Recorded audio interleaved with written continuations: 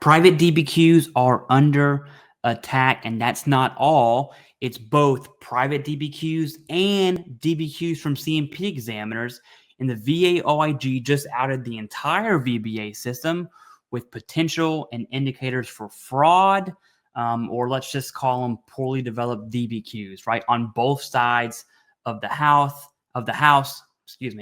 private and CMP examiner. Let's hear what she has to say during the Senate Veteran Affairs Committee, and I'll give you my thoughts. Chairman, I would like to jump in here real quick. Please. The VA OIG looks at pretty much everything from soup to nuts, from fraud as well as the oversight, as we've discussed today. But one particular area that I think Senator Banks just touched on and Colonel Gade touched on are the DBQs.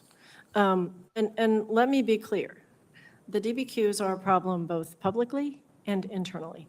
They're because of the lack of controls, and we have specific reports to this as to issues that VBA is not following up on within their internal contracts and their DBQs. They are the pot calling the kettle black.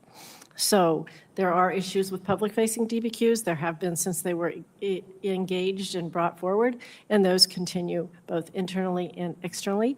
So our recommendation is that we look at and we recommend that the committee consider looking at all DBQs and setting some standards at your level. Thank you. Yeah, so there's a lot to take from that. The main point is, I don't think this indicates that private DBQs are going away. However, when you look at oversight and indications of fraud, that the use of a private DBQ, I think, is going to decrease. And I genuinely think that's going to happen. And we've seen a lot of changes to make that happen.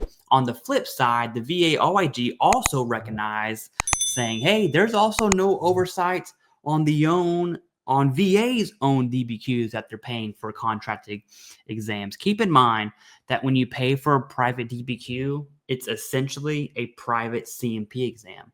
It's almost the same thing. And what she's saying is that there are some major issues when it comes to indications of fraud, verifying veteran symptoms and evidence, over-exaggerating things. I mean, there's so many different ways we can take that. But I do think there is more under the eye when it comes to that DBQ statement. So we'll have to see what the VA OIG is up to.